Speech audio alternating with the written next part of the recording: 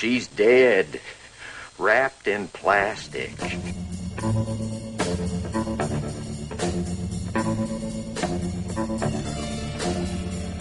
Damn good coffee, and hot. Black as midnight on a moonless night.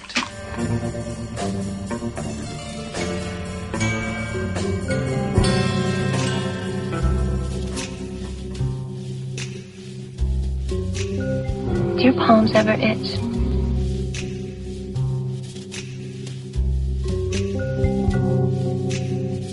One day, my log will have something to say about this.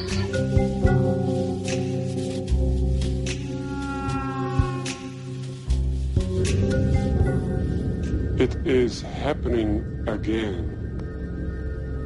It is happening again. Welcome to this episode of the Twin Peaks Logs with your hosts, Mark and Becky. Hi, Becky. Hello. Right, we're into a new phase of the show now, all right? We're into Twin Peaks now, not 27 years old. Whoa, how about that, eh? How about that? Feels weird. Yeah. Okay, so we've both watched episodes 1 and 2. In this show we're gonna talk about episode 1, which, I mean, the two of them together are often called episode 1, aren't they? But there's a which has confused me already. Yeah, typical Twin Peaks episode numbering business. Now this one was cool, actually named something like my log has a message for you, if I remember rightly. I should have come slightly better prepared, I gotta be honest, but I believe this one is called My Log Has a Message for You, part 1, and the second one we're going to talk about is part 2 of that. So there you go. Oh no, it's called I'm lying already. It's not called that at all. It's called Return Part 1. In other places, I'm sure I've seen it called that, but never mind. Let's just call it a Return Part 1. Sorry, do you know something else? I thought it had two different names because I remember reading them out when we were talking about season 3 originally. So did I. And I'm sure the first one was My Log Has a Message for You. Yeah, me too. Now they're credited as the Return Part 1. But having said that, in the listings, it only goes up to part 8, and we know there's 18. So, yeah. Weird. I'm wondering if IMDb had them as that, because I haven't looked in there lately. And I've definitely saw them somewhere. Let's just have a quick little riveting podcast in this. Okay, so excited to watch this? Yeah, extremely. How excited? Could you sleep? Not quite as excited as Mike from Chinstroker versus Punter. No. But, yeah, extremely excited. I know he's watched some because he's done the odd comment here or there. So he's not slit his wrists or anything, I'm glad to say. So that's a good thing, right? Always, yeah. Yeah, always a good thing. Okay, yeah, so in IMDb it's part 1 to part... what? This is weird. It goes up to part 8 and then it kind of... Oh, it's still 18, whatever. Okay. Well, let's not give it a name. Okay, let's talk about general thoughts without spoilers, and then we'll get into the specifics. And I stress without spoilers because I have to confess I've watched episode 3 already, so I'm really nervous about revealing something that I shouldn't. So if I suddenly start talking about something you don't realise, stop me immediately. Okay. You've been warned. But I'll try not to. Right, okay, so what's your feeling? Is it like Twin Peaks season 3 if it was from the TV show, or what? What do you feel? Okay, so I'm still digesting because I've only seen episodes 1, 2, or, part 1 and 2 of the first episode, however you want to call it. It wasn't quite what I expected, and I know from reading up on everything and speaking to you and Mike, that it was going to be more in the vein of Fire Walk with Me than the original television show. But I didn't dislike it. I really enjoyed it. It's just kind of taking a while for it to sink in, if that makes sense. It feels very much David Lynch movie territory. This not TV at all. There's none of the it's shot very cinematically rather than TV like. Though we do, I know we've talked about when we've talked about Twin Peaks in the past, we said, it's very cinematic compared to TV of the time, but this is cinematic proper. It's got a colder palette. It hasn't got that like brownie ready palette of the TV show, has it? It's got like a slightly greyer, slightly more washed out thing, which is much more like some of his other films. Did it remind you of any other Lynch movies? I think Mulholland Drive, definitely, and the kind of... Sorry? So I was going to say, I wish I'd have watched Mulholland Drive and Lost Highway. Yeah, and that's the probably one I a was going few to say. others, actually. It's reminding me... The thing is, I haven't seen either of those for years and years. So it's been a long time, so I'm finding it hard to digest. In terms of those, I have seen Blue Velvet and Walter Hart more recently, in terms of some of his other films, and I'm really familiar with things like The Elephant Man and June and Eraserhead. I've seen them multiple times, so I'm kind of much more familiar with those. This is definitely feels like Fire Walk With Me to me. It's that territory. Yeah, but something else as well. Like it's evolved, which I do love and I do appreciate. I mean, and just we've talked about the fact that Lynch and Frost have a larger budget with this one, and that in itself, obviously it looks more kind of cinematic. That kind of changes the feel of it quite a bit. Yeah. And it takes. I mean, and the actual action is taken out of Twin Peaks as well. Yeah. So lots of changes and evolution, but not in a necessarily bad way. Yeah, we're not very often in Twin Peaks in this, are we? We are elsewhere. We're in another place. I think Mike commented on this because he was saying how I didn't like when Twin Peaks was not in Twin Peaks, with the Bobby and Evelyn, James and Evelyn stuff, but this is very much not in Twin Peaks. It's all over America, in fact, isn't it? Really, it is. Spans all over the place. I'm enjoying it. It's takes. I remember when Twin Peaks come out, and we were like thinking, "Oh man!" Or a lot of people saying this is so weird, but man, what's going on in here leaves Twin Peaks way behind in terms of odd and sensory, a lot of sensory stuff. I have to admit, it's one of the things that's striking me most about this series is, as it often does with David Lynch stuff, is the sound design. Yeah. Not much music, not the old, or the Audrey song, or none of that. It's more the and the weird sort of almost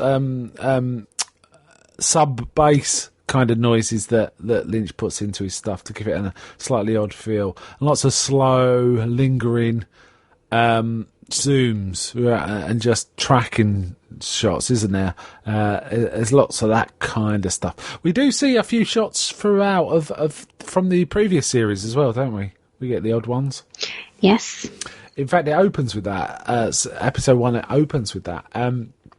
So you're digging it. You're not feeling, oh man, I've been looking for it so long and it's this. You got that feeling at all? Not at all. Like I say, I think it's evolved, from the television series to Fire Walk With Me, and you get that evolution and that kind of darker tone and narrative, and now this. I think it's quite organic in the way that it does that, and the way that it's caught up with the times, and we'll talk more about that, not just kind of the budget and how it looks and everything, but how it incorporates technology and such. But for me, it's quite interesting because obviously I've come to the television show Fire Walk With Me so kind of late that I'm seeing it all, kind of compacted together. But I'd be really interested to hear, from you and me from watching it originally. It must look quite strikingly different and feel quite different in a way. Oh, it does. It does. The one Lynch film that I'm feeling very strongly in this, and maybe because I haven't seen Mulholland Drive or Lost Highway in such a long time, is actually Eraserhead. Have you seen Eraserhead? Yes, bits from it, I believe, but years and years and years ago. I don't think I've ever seen it all the way through. There's definitely bits that strike me as very Eraserhead-like. And I'll point that out in the bits where we get to it that are strikingly Eraserhead. But there's this sense of sound design that feels like it's not you'd kind of he could have literally made Eraserhead and only Eraserhead, and then I'd have seen this without knowing who made it, and I'd have said that guy's copying Eraserhead. That's how much Eraserhead I feel in this. You know, I would have seen that straight away, even if I didn't know it was David Lynch, or even if you told me it was someone else, I would have just said that's copying Eraserhead because of the sound design and some of the static shots. There's a shot a bit later on that could have been Jack Nance for 40 years ago, frankly. Which I'll come to it in a bit. We'll get to it. I will have to say, while watching this one, about half an hour in, I was getting a little... I don't think I can watch the rest. Yeah, I'm going to stick this for 18 episodes if it's just like this all the time. Really? I did feel a little impatient. It was... well, I'll tell you what. Shall I tell you the bit it is when we get to it? Let's start breaking it down scene by scene, right?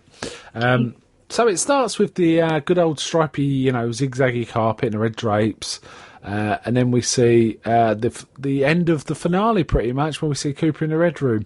From towards the back end of the finale of season 2, Cooper's with Laura Palmer, where she says, "See you in 25 years," and she does her, a hand gesture, doesn't she? And then she says, "Meanwhile," and we get a shot of Pines, and then we get tracking shots through. I never was sure where this was, either the high school or the hospital, because it's a tracking shot straight from season 1 and 2. Yeah. Of an empty places in Twin Peaks. I think season 2 actually, and then we also get the shot of the running girl screaming in the high school that comes straight from the pilot, right? Yeah. But in slow motion and without sound. But you and I have watched the pilot more than once, so we kind of know that shot. And then it slowly pans in through the high school to Laura Palmer's homecoming picture, and then we get the music. Twin Peaks, same font, same music, opening music. Yeah, so there's your nostalgia factor, right? Yeah, completely. I mean, we said before that, from the television series to, Fire Walk With Me to the kind of secret history of Twin Peaks and, Laura Palmer's diary even, each kind of installment kind of goes deeper into this universe, and it's geared completely at everything to fans of the show, to having that knowledge of the actual show itself. So I thought that was a nice kind of touch and a reference to that. I mean, maybe I'm reading way too much into it, but it definitely brought back the nostalgia. And like I say, for somebody who watched the show originally, that must have been really quite something. Yeah, it was. It did feel familiar and happy. The music still works really well. I noticed that Badalamenti is still credited for the music design, but there is significantly less music throughout than the original shows, isn't there? There was a lot of incidental music playing all the time, whereas Lynch has gone back to what he often does, which is uses sound. Not even in-frame sound, but just weird monotones and sort of slightly mechanical noises to give a feeling of unease. He does that a lot, and that happens a lot in this, right? Yeah. And then we get Cooper sitting in a room, it appears. It's hard to see what else is behind him. He's in a chair in a room, in his black suit. He's kind of blue, almost black and white, but a bluish tinge, right? And he's talking to a man who's obviously big. It doesn't appear... It's not the same man who was the Giant. It looks like a different man. And I noticed in the end credits, he's just credited as the actor's name and then question mark, question mark, question mark.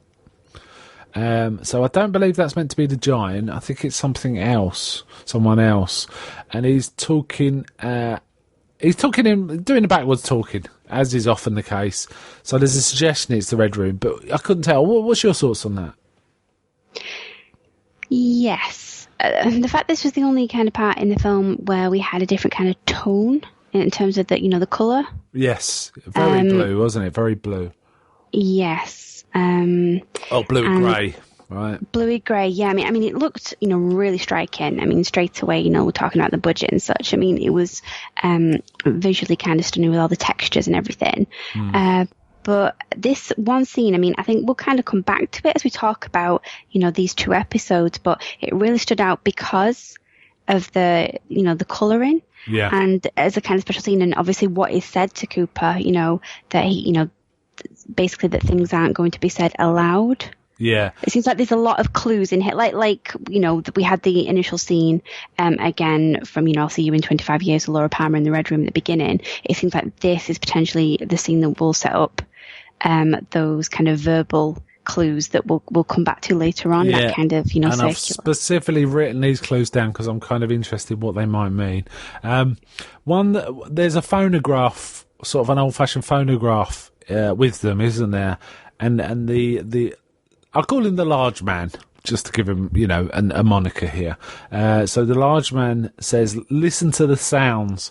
And there's like an odd scratching noise, isn't there? Coming from the record player. And then, I mean, we have to say this is all very glacial and slow, right? This just plays out Lynch is kind of slowing us up here. And it kind of made me laugh because it reminded me of... in season 2, the pilot of season 2, where we get, Cooper's just been shot, and then we have the scenes with the old room service guy just tottering around while we've all been waiting months and months to see this, and suddenly that kicks in, and we're all sitting there waiting to see if Cooper will live or die, and there's an old room service guy, and Lynch was kind of pulling our chain, and I was wondering if he was kind of doing that here, but I think it was more like his style was just he likes to do things slowly sometimes, and again that's why I think Eraserhead springs to mind, because Eraserhead is that all the way through, very slow and glacial, and you're kind of being sucked into a feeling rather than a narrative. So then he says it is in our house now, and it all cannot be said aloud now, like you just said, right? So there's some things. So basically, he has to present clues, presumably, right? And then he says, "Remember 430, Richard and Linda, 2 birds with 1 stone." And Cooper says, "I understand." Again, I can't stress how slow this all happens is. And then the large man says, "You are far away." And then Cooper kind of disappears. He flickers out of existence, but there's kind of a black, almost like flame effect, but done in a, not in a, it didn't look like fire. It looked like things that had been cut out to be the shapes of fire. Yeah. Didn't it? Yeah. And he kind of disappeared out of existence in that room, and he was indeed in the chair. I think that shows he was in the chair. So then it cuts. So I think that's probably 7 or 8 minutes, I'd say. Yeah. Right. So glacially slow, as I said. Then we get a shot of the woods. There's like an old trailer set up in the woods with like various, awnings and posts set up and stuff like that. And I think a truck kind of backs up, and we see a man come out of an oldish man with big curly hair come out of a trailer, but he's wearing big black goggles. And then when he removes them, we see Jacoby's glasses. It's Jacoby. Did you realise it was him before he took the mask off? Yeah, straight away. Yeah, so did I. I can't remember if he talked or not, but as soon as he talks as well, you're kind of, it's Jacoby, right? So Jacoby's doing something in the woods. He's taking a delivery of shovels. Yeah. Yeah. Okay. So, and what did you think of the camera work here as well? The fact that it was so far back, because we don't really get any close-ups at all. Yeah, I kind of missed that because I like how Russ Tamlin's face acting and body acting, and you just know that he would have been acting something there, right? But it was so far back. I wonder why they did that. It was a bit weird, wasn't it?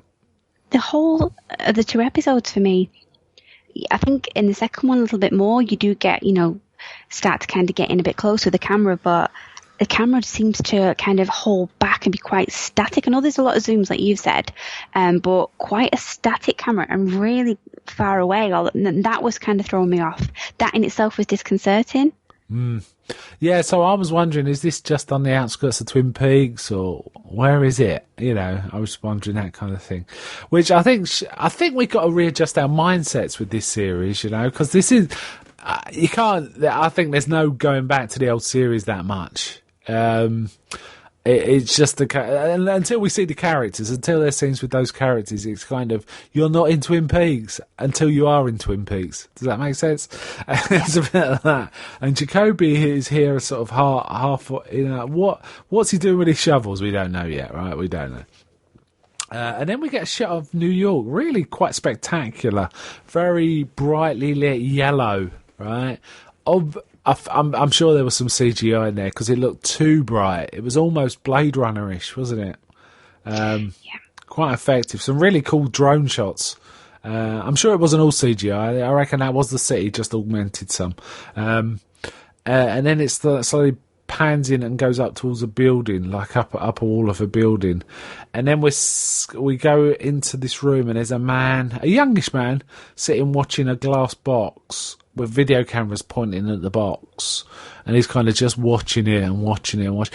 This really struck me as Jack Nance in Eraserhead, very strongly. Yeah. And it made me think of an old story about Jack Nance that David Lynch once said. David Lynch said, because when I don't know if you know this, Jack Nance, was the main character in Eraserhead. I'm sure you knew that, but it actually took 8 years to make. I didn't know that. So essentially, there's shots in Eraserhead where Jack Nance goes through a doorway and comes out the other side, and the shots were actually done like 5 years apart. But you wouldn't know because Jack Nance had to keep the mad hair and the suit and stuff like that. But one of the things David Lynch said about Jack Nance is he's like the easiest actor in the world to work with because you literally give him a chair and a cigarette and he doesn't complain. He'll just sit there for hours waiting for the shot to happen. So never complains, and this guy sitting here looking at the glass box was almost felt like it was a tribute to Jack Nance to me. And I just got the feeling, I don't know if it was me, did you get a feeling that the box was watching him as much as he was watching the box? Yes. It was definitely a bit of that, wasn't it? It was filmed almost like the box was an entity in the it was like the elephant in the room, right? Not just because he was watching it, because it just was there. Almost like the monolith from 2001, right? Yeah. So he then, there's a buzz and it says number 3 or something like that, and he dutifully takes out the SD card, puts it in a special special cabinet of SD cards, puts in a new one, restarts the camera. And then it turns out that he goes outside and there's a security guard, and I think it's his girlfriend. Sometimes they act like they kind of just know each other a little, but other times, from what they say, he goes, I might drop by later. So it must be his girlfriend, right? I took it that they were just kind of acquaintances, and she was obviously trying to, because she goes, it's top secret. She goes, at one point, she goes, he says, I can't let you in there. And she's going, oh, top secret. Now you got me interested. And all this. It was quite well acted, I thought, considering it was very static and, I won't say stagey, but mannered. A little mannered. But it wasn't because of bad acting, I would have said. Certainly on the man's part.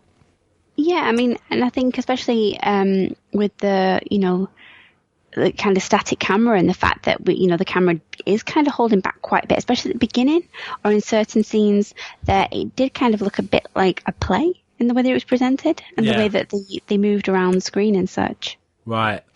Now this, and then he goes back with his coffee. He takes a sip and goes, that's all right, and carries on watching the box. I think we're half an hour in at this point, and it's at this point I'm looking at my watch thinking, this cannot be like this all the way through. And I think, is this going to keep me going for 18 episodes? But thankfully, the sort of, we got some more character and narrative, slightly less static scenes, and I was in from that point. I was kind of very happy. And I got happier through the episode, I have to say. But I had, at that point, I was having a bit of a problem. I was thinking, this feels like a bit artsy-fartsy to me. I'm a simple soul. What was your feeling at this point? Were you in at this point? I was, because I I think the thing about Lynch, whatever he films, it's compelling. I know it's glacial, and this in particular is extremely glacial, the way that it moves, but I think in terms of the kind of staring into space shots, somebody's kind of timed it, and I think in the two kind of parts of the first episode, there's something like 6 minutes of people just staring. There's a lot of that. And I'm not complaining about that. It's just I was expecting, I think one of the things was I was expecting more... let's compare it to the pilot of Twin Peaks, right? We have 45 minutes of character introduction after character introduction right? Also, maybe not 45, but 35, say, before Cooper even turns up. So there's a lot going on, whereas this is like there's barely anything has happened. Probably the most significant in terms of previous Twin Peaks watchers is the Cooper stuff, right? Yeah. Not much else. Even the Jacoby stuff doesn't really go anywhere.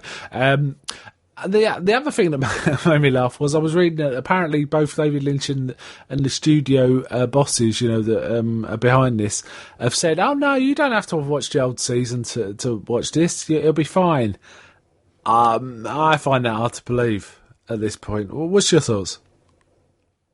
You know what? I think you could, because as I was watching it, my mum kind of came in the room and kind of moaned as usual about it, like she does, because she's caught kind of snippets here and there. But it was that compelling. She sat down and she watched all of it. Because you're thinking something's going to happen, right? Yeah, she said that. She said I couldn't not watch it. Even though she hasn't actually seen anything. She might have walked in on a scene here and there as I'm watching it, but she hasn't seen any of the show. She doesn't know where anybody is. I have to say, there's not that many filmmakers that can be this compelling with slow shots. There's a couple. Kubrick used to be good at it. Yes, in some of his films for sure. And what's his name? Herzog. If you watch Aguirre, there's definitely shots in that remind you of this kind of slow, sort of drawn out sort of pacing. And there's even older directors as well. Sorry, go on. Well, I was going to say, it reminded me a lot of silent film. Yeah. I mean, you could Dreyer, Vampire. Dreyer is a bit completely like this, right? And with the sound design, the sound design sounded quite industrial. Yeah. Throughout the noises that, it was kind of making, I thought that was really interesting. That really added to these strange long shots and, like I say, very static scenes in which the actors themselves didn't really do much. I'm tempted to I think I might post in the Facebook group a thread about what previous Lynch films do you most think of when you've watched episode 1 and 2? Because I have to say Eraserhead for me. No, maybe because I'm more familiar with that, but the industrial sound, the slowness was very Eraserhead, and there's other elements we haven't even got to yet. Definitely reminded me of Eraserhead, but I definitely thought when that guy was watching the box, sitting just staring at the box, I thought that's like Henry from Eraserhead, Jack Nance. Definitely felt like that to me. Anyway, so we get sitting there watching the box. So we're aware that something odd is about this box. Is it a trap? Is it a window? What is it? We don't know. Any thoughts at that point? Do you remember what you thought it might be at that point? Well, coming back to the kind of evolution from the show to the film, and a point that I think Mike made when he was talking about the television screen at the beginning of Fire Walk with Me, and the way that it smashes, and that could be kind of a message from Lynch about the way that he was treated and the way they had to kind of change the show. Yeah. In terms of television, I mean, this essentially is kind of like a giant aperture, and the way that the young lad is sitting there watching it reminded me very much of kind of the Netflix culture now. Yeah, just watching stuff on TV stuff, generally. But also kind of Big Brother, because like you say, you get the feeling that it's watching you back. Yeah, I mean, all those if you point cameras at anything, it adds ominousness, doesn't it? It does indeed. It's a bit like you can literally photograph anyone with a long distance photo lens, right? Anyone doing anything, and it adds an air of suspicion to what they're doing. So what you do in your spare time, Mark? No, honest, I don't. It always struck me that, when you see long distance photos of anyone doing anything, it's always like, oh, that looks a bit suspicious. But if you were standing next to them and they were doing that, you wouldn't think it was. It's because of the way that picture's constructed, and how it's been got. And this is a bit like that. Yeah, but it might even be Lynch pulling our chain a bit and saying, TV's not so bad. It could be a bit of that. I might have smashed it up in Fire Walk With Me, but, we'll sit there and watch it for a bit. And it doesn't have to have anything on. We'll just watch it. And it's also kind of funny that not only are we watching it, we're recording what we're watching while we're watching it. Exactly. And waiting for something to happen while we're just kind of motions. So it seemed to be a kind of, in a way, and again, I could be reading too much into it, but a commentary on the last kind of 25 years and, culture and particularly media, and the way that everything's kind of developed for me. And I think that is kind of reiterated in the way that we have those kind of drone, the aerial shots of the city itself, which coming out of Twin Peaks, especially the television show, the kind of fuzzy, warm, low budget, warm, kind of colourful feel to that, and how kind of closed off and otherworldly it seemed Twin Peaks, like you say, is a place in and of itself.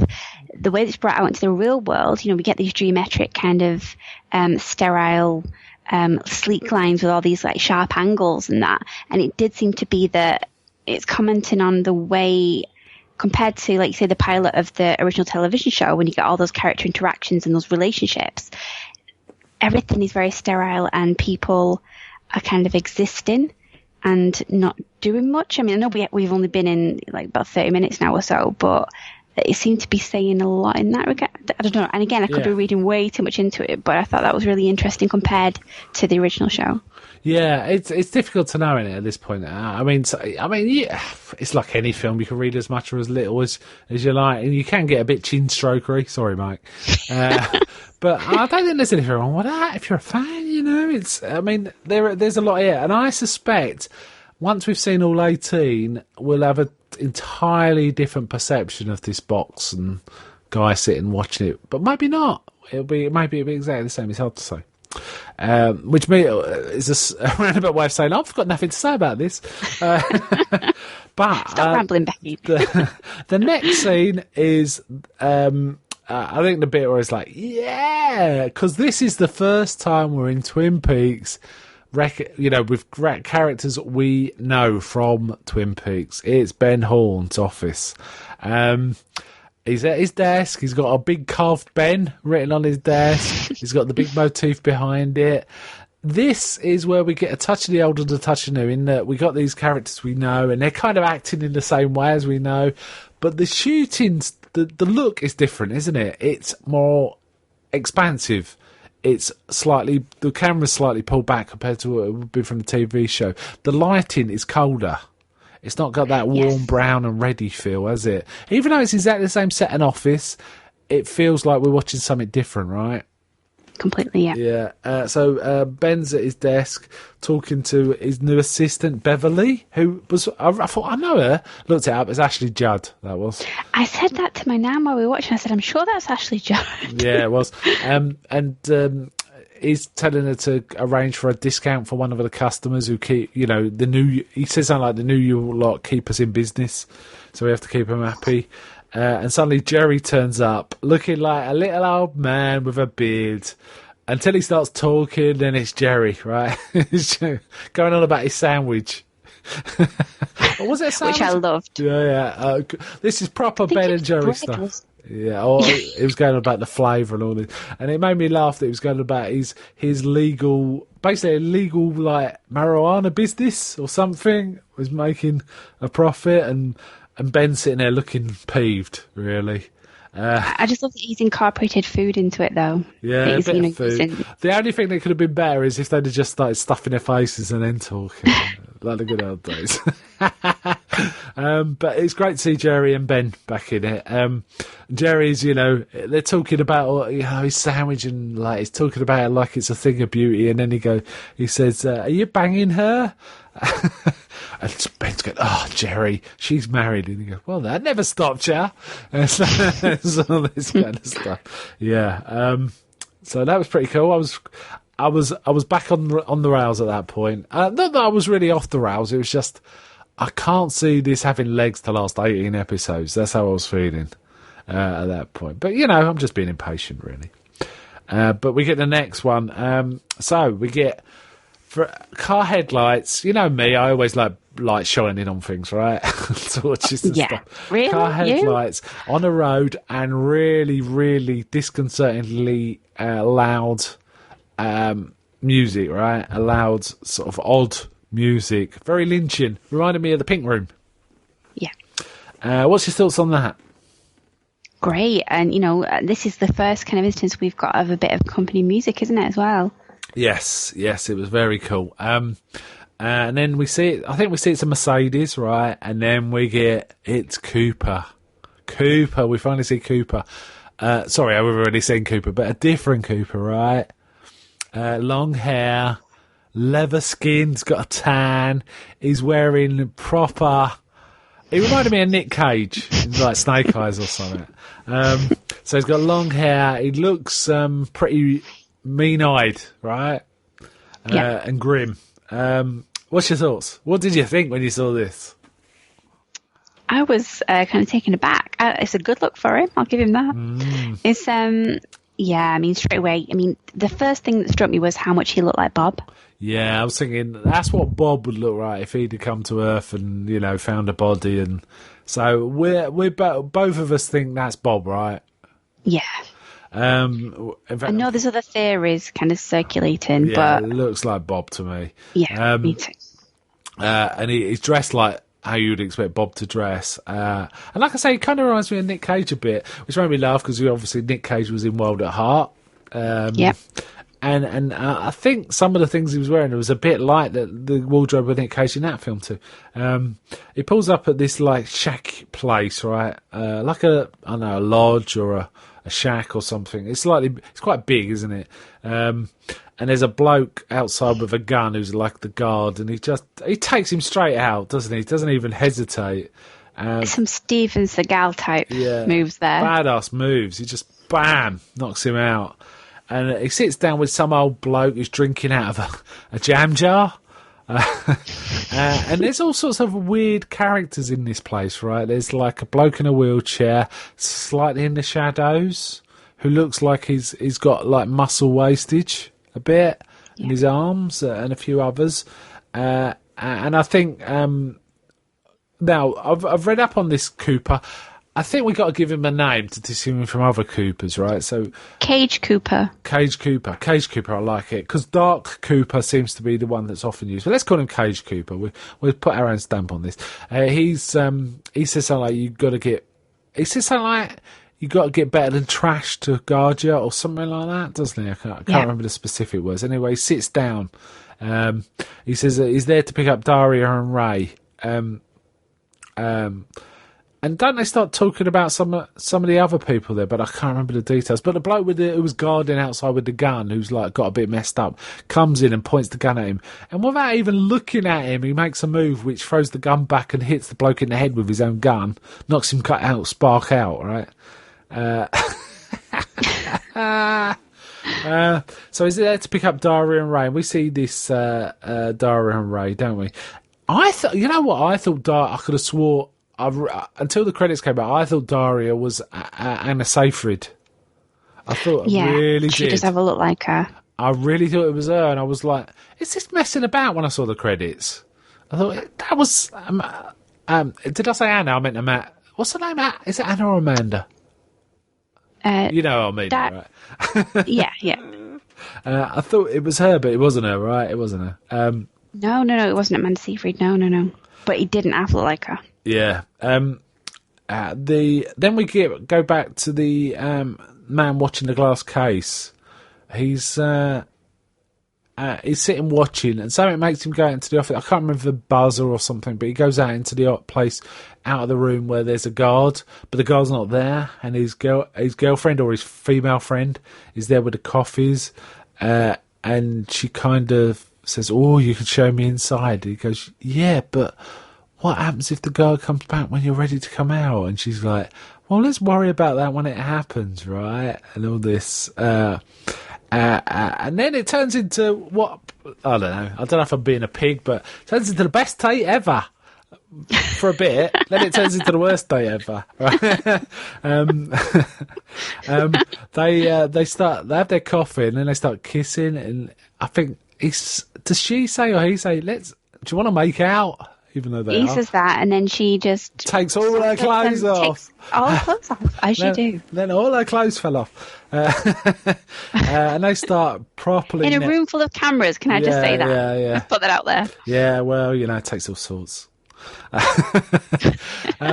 So they're kind of making out, but then he notices something weird, and we see a weird, like, flickering being. Like firstly the case genuinely scared me. This was genuinely scary. It went kind of black, didn't it? The case first, and then we see this like weird flickering being that was kind of weird headed, but human bodied. It looked like to me. Did it to you? It looked like a cross between a grey alien and like a kind of classic kind of demon figure, like emaciated, demonic kind of. But this is proper when I thought this is, it struck the kind of Lynchian, what the hell is going on it, and it did kind of give me goosebumps that bit. Yeah, and I have to tell, I don't want to spoil anything, but we, at some point very soon, we're going to be discussing the secret history of Twin Peaks that may have a bearing on this bit. But we'll leave it for that episode, right? And it kind of, it's a weird flickering effect as well, isn't it? And it kind of comes out or bursts through the case. Does it break the glass? I can't remember, but it kind of bursts forward and kind of attacks their heads specifically, doesn't it? Almost like they've been savaged. Well, it's like a hurricane, a little mini hurricane, and they seem to have lots of like tiny little cuts all over them. Yeah, because the weird thing is they don't move, do they? When they're being attacked, they're kind of embracing each other, and it's as if they're frozen. Yeah, so that in itself is really weird. They don't there's no kind of defensive posture or anything. I took that as they died instantly when they got attacked, and it was just savaging their dead bodies. That's what I went to it. But that's what you said makes more sense because the bodies would move even if they were dead, wouldn't they? It's as if time itself is affected, and I think in a way that may be the case of what happens later on. Indeed. It's kind of hard to work out there. It's some sort of weird grey thing. Now, it begs the question, is this like a portal to other than... It had a touch of Lovecraft about it to me. It reminded me a bit of... There's a horror film called From Beyond, which is based on a Lovecraft story from the 80s, where someone created a device which opened other dimensions and people started seeing things from other dimensions, but it meant those things could see you. And I was wondering if this is some sort of device. Because we did see lots of weird, not electronics, but like pipes with lights under that glass thing, didn't we? I think it was under it anyway. So it looks like it wasn't just a glass case. It looked like it was wired to something, to do something. So let's say portal maybe. I don't know. It's difficult. But anyway, they're dead, right? They are dead. Then it cuts somewhere else, and I'm digging it. I have to say I'm digging it, all of this. We see a woman with a little dog called Armstrong. I was trying to think does that mean something, but never mind. It would have been funny if it had been Queequeg, wouldn't it? And they knock on they walk past the woman's door and there's a weird smell, and the woman starts knocking and saying, Ruth, and she phones the police, and then we get a proper David Lynch comedy section, don't we, with shenanigans, where the police turn up and she starts saying, oh, you need the key, oh, well, so-and-so's brother-in-law's got the key, and all this, that and the other, and they kind of go down and ask some bloke where this guy is, and he thinks he's been arrested and starts acting like... Everyone acts like they don't know what's going on, in essence, don't they? Every character, apart from the police, they're going, can I go, officer? And then, because the woman says, oh yeah, I've got a key because I water the plants. The police are like, and they go in and they get in, and there is a bad smell, and they go in and the bed's there, and then they find a woman sort of apparently tucked up in bed, and she's got a hole in one side of her head. Well, I mean, all the way through, right? You can see that through to the other side. And then when they pull the sheets back eventually, she's decapitated, but the body appears to be a different... Well, it's a man, I think. My nan actually called that out straight away because I just thought, the body's bloated, with the conditions and everything. Yeah. But straight away, my nan said, that's not her body, that. And then when they did the kind of pathology report, I was like, I don't know what it is. It's just really... Swapping her body for a head and... Yeah, weird. I mean, gory and everything. I mean, and we can say that about this. It's gorier than both. I mean, we've had the show nakedness and sex, haven't we? And we've now we've got the violence and that's it. And I think much more like kind of Lynch's filmography than kind of his Twin Peaks heritage. I think it's much gorier and darker. Yeah, I mean, this scene would actually, you know what? It looked. Like somehow Fire Walk With Me, but not just in terms of the plot, the narrative. In terms of the look, I don't think we've actually commented that I think this really looks like the same colour palette as Fire Walk With Me in places. Maybe even a little more drained out, but it does feel like Fire Walk With Me. Yeah, I'd agree. We kind of already mentioned it, but I have to say, between a lot of the scenes, there is a lot like ominous sounds. They're not always the same sounds, but they're like a drone or a slightly, like you say, industrial noises between the scenes, between some of the shots, and there's like transition shots. So there's like this ominous brooding sense of stuff going on, right? Yeah. And then we go back to Twin Peaks. We get the log lady, Margaret. She's very old now, isn't she? And we have to mention that the actress has died since these scenes. So it's kind of got that tinge of sadness watching this. Though it's kind of nice to be able to see her again, right, in this character. We see her phone from her cabin to Hawk, who's still deputy sheriff. And she says, "My log has a message for you." To Hawk, and he's saying, "What is it?" And she says, "Something's missing and you have to find it. It has to do with Special Agent Dale Cooper." And he's going, "Dale Cooper, it's been a long time, obviously, since he's encountered Dale Cooper." And he says, and then she goes on, "The way you will find it has something to do with your heritage." Okay, so it's got that cryptic message stuff. Very Twin Peaks, right? Yep. I'm wondering if Lil from Fire will turn up at some point in this series. I hope so. And then we go back to the sort of police investigation, which is, where is it? Is it in South Dakota? Buckthorn, South? Is this where that is? Yeah. I get confused. Yeah. And then there's a forensic scientist looking at the prints from the murder scene. Where this decapitated woman was, and she's found the prints of a high school principal called Bill Hastings all over the apartment. Her child's principal. Yeah, she does say that. Which would be a bit of a shock, wouldn't it? Yeah. So they're going to arrest him. He's kind of like his wife is a bit hard-faced, isn't she? She kind of gets annoyed because they're having guests, and he's like, "It's all right. I haven't done anything wrong." And he's kind of going, "Can you tell me what this is about?" He seems genuinely confused about the whole thing, right? So there is that. And Matthew Lillard. Yes, I really like this guy in all sorts of... I mean, not the first time I saw him, but one of his earlier roles was in a film called SLC Punk, Salt Lake City Punk, which is a great little film, and he's like this punk rocker in it, and he's really fun. That guy's going to be a star one day. Kind of, his presence, and I know it didn't quite work out that way for him. He kind of, he was in Scream, wasn't he, and Shaggy. But I'm struggling to think what else he's been in. I've seen him in like loads of kind of teen kind of bits and bobs, and he was in the Wayans Brothers Senseless. He was good in that. But I think he's kind of had a bit of a resurgence in television. Oh, I hope recently. So. I hope so, because I've always thought he's got a great style. And he's got a real energy to him, so I was really pleased to see him. I wasn't aware he was in the cast, so that was kind of a plus. for me. I was like, great, him. And then we cut back to Twin Peaks, and Hawk's getting Andy and Lucy to help go through the boxes. Isn't there a point here where he says we've got to find something about Dale Cooper, and Lucy says, wow, we haven't seen Dale Cooper since before Wally was born, and he's 24 years old now. Yep. Do you catch that? And don't you just want, I don't know if I'm being a bit sick here, but I just want Wally to turn up and look just like, and act just like Dick Tremaine.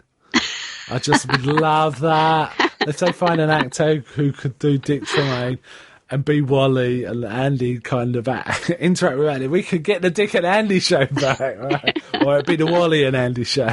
But wouldn't that be awesome? Am I just being a bit, maybe I'm yearning too much for the old days. No, I'm with you.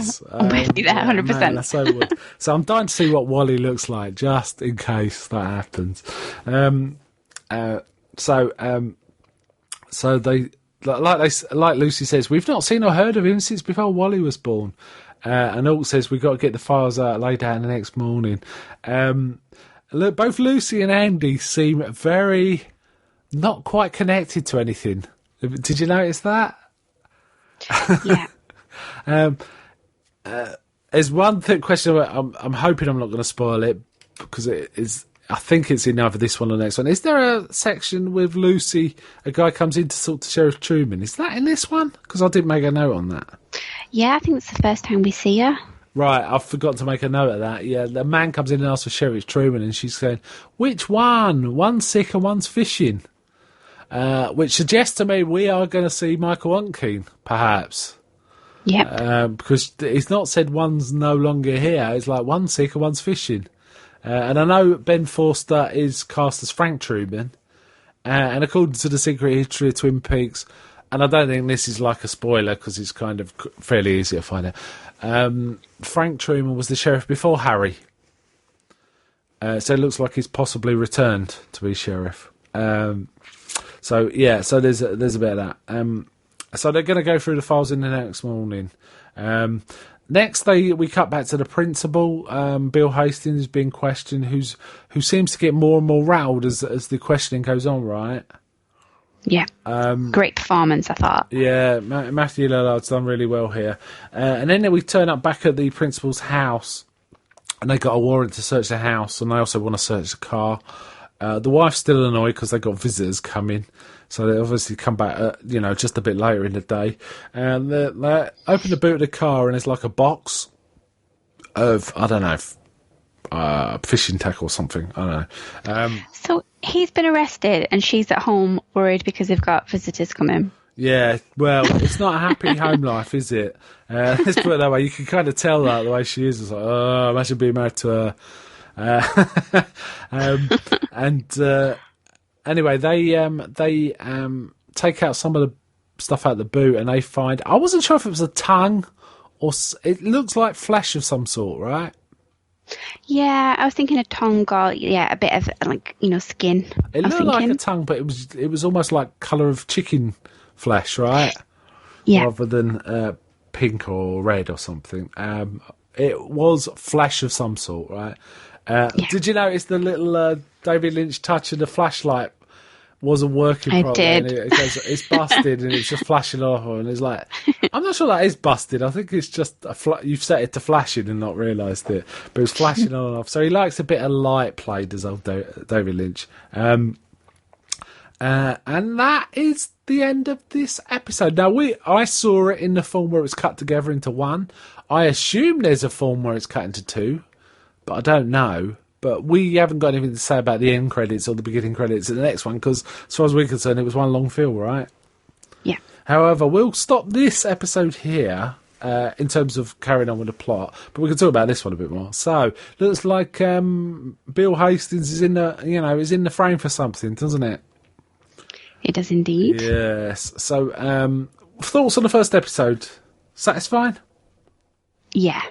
Towards the end, I mean, lots and lots of questions. And the one kind of thing I struggle with, like you said, it wasn't so much the kind of glacial pace and everything, and being out of Twin Peaks. It was when we were with the old characters that we kind of know and love that we seemed quite distant from them. Yes. with distance. Do you know what I mean? That the camera work itself for me was kind of deliberately doing that, like the scene in Ben's office. It was at strange kind of angles to how we'd normally kind of view him, and the office itself looked smaller the way it was filmed. It really kind of threw me off. And with Hawk, and I think we get, like I say, some close-ups, but the camera work really did pull me away from them. And it's interesting, like you say, about the beginning with that kind of nostalgia factor with the picture of Laura, because we really aren't given much in terms of interacting with the characters and their relationships throughout. No, not at all. The characters we know, you know what I mean? Yeah, I mean, we know Ben and Jerry, and we know Hawk and Lucy and Andy, and they were Hawk was acting about the same as he usually does, other than it was slower, and the Log Lady too, but Andy and Lucy weren't quite acting how they usually do. Maybe not so much Andy, because he's always been a bit slow, isn't he, with stuff. So it's odd. And like you say, Ben and Jerry was... I mean, the way they acted was Ben and Jerry, but the room was shot differently. I think the thing is, we're used to that room having very little outside light. You know, where the scenes we see, it doesn't have much outside light. The most we saw, I think, in the series was in the chair opposite Ben Horn's desk. You know, the one where Leland sat, where he was picking fur off the white fox. There was a bit of a window behind him, but mostly it wasn't like a clear window with sun coming through. It was like almost like what do you call it, like frosted window, and a lot of it seemed to be covered in something like a bush, so there wasn't much like that, and we didn't even see the other side of the room much. So but in this, it was like there was a bright light coming into the side we're not used to seeing, and this, that and the other, right? So it just felt weird. It's just like, This is a different room to how I remember it, but it is the same room, right? It's recreated perfectly, pretty much. It also made the motif behind his desk look odd. Much more striking and sort of cave-like painting, you know? Yeah. Which kind of reminded me of the map to the Black Lodge a little bit. Yes, indeed. But I'd be really, really interested to kind of watch these episodes again and, pick up on stuff that I'm sure I've completely missed. Yeah, it's funny because I actually did watch them twice. Once before making this, once for after. And I'm a bit peeved I actually missed the section with some of the notes with the guy coming in to find Truman. I should have written that down, but never mind. I remembered it anyway. It's a striking thing, and it's. What was your favourite scene? So I'll run through some of them for you to help you, or have you got one definitely in mind? I think my favourite scene would be the opening one with the kind of blue tones. Okay. No, I like Cage Cooper. Cage Cooper stuff is the bit I liked. It felt very Wild at Heart. There was a touch of Wild at Heart about it. There was all that kind of thing. He does like this skeevy side of Americana, doesn't he, old David Lynch? I've forgotten the character's name, but the William Dafoe character in Wild at Heart kind of that scene made me think of that a bit too. What's his name? Purdue or something? I can't remember, but whatever his name was. Yeah. So good episode, right? Yeah, definitely. I don't know. Do you want to rate these ones, or are we beyond that now? What do you reckon? No, I think in the context of kind of the whole kind of franchise. Yeah. Okay. What would you give this out of 10? I'm going to give this one a 9. Whoa, higher than me, that's for sure. I'm going to find this difficult because I think once I've watched it all, I'm going to consider these quite differently from the rest. But I'm going to give this a 7. Okay. I did get impatient about halfway in. Pretty much all I'd seen up to that point that I felt engaged me somewhat, and only because I'd watched the season 1 and 2 was the Cooper and the large man talking. I didn't think the rest was engaging in terms of characters. I thought it was drawing to the eye and kind of mesmeric, but I didn't know anything about these people, and there was nothing in there to sort of make me, wonder about them as people. It was more like, that's a beautiful shot, and wow, this is kind of mesmeric. But in terms of characters, I wasn't feeling much.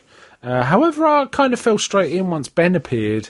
And also once the Bob stuff, so it picked up quite a lot for the second half for me. However, the second time I watched it, because I knew what to expect, I enjoyed it quite a bit more. However, I think I'm going to stick with 7 out of 10, because if we start too high, if they get a lot better, where do you go? So that might be a little unfair because of that, because I don't know, they might get worse, they might get better, I don't know. But I quite enjoyed it, but I'm going to say a 7 for now. Okay then, shall we wind up the episode there? I am going to post something on Facebook about what David Lynch movie does episode 1 remind you most of. I'm interested to see what people think, because it's kind of reminded us of a lot of them, right? Yeah. I mean, I don't think we mentioned Dune, maybe, or The Stray Story. Hey, there's time. Yeah, but let's think in terms of his filmography. Eraserhead we've mentioned. I think we said Blue Velvet, and certainly the Cage Cooper's got that vibe, and Wild at Heart, and we've clearly mentioned Lost Highway and Mulholland Drive. I haven't seen Inland Empire, so I couldn't comment on that. And indeed, Fire Walk with Me as well. This is definitely a spiritual cousin of Fire Walk with Me, in my opinion, as well. Yeah. Oh, yeah, definitely. It feels way more Fire Walk with Me than Twin Peaks, the season 1 and 2 to me. Okay, let's wind it up there. So we're going to be recording episode 2 pretty quickly after this one. So it'll only be a couple of days till we put up episode 2. And at some point, we're going to be obviously covering 3 and 4. And we're going to try and cram in something about Secret History too, aren't we, Becky? Mm-hmm. Somewhere here or there, so we've got a lot to cover. Then we'll settle down to 1 a week. It'll be a bit more relaxed. It's very hectic trying to get through all of this lot. Okay then, so bye from me. Bye from me. And until next time, this is the Twin Peaks Log.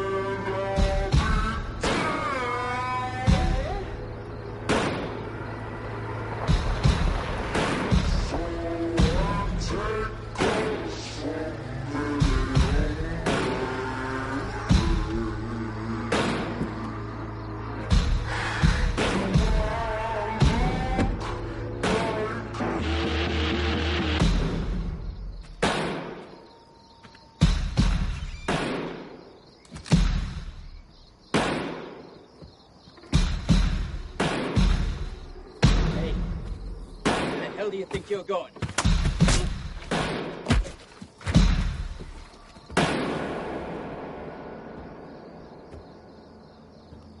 Well, looky here.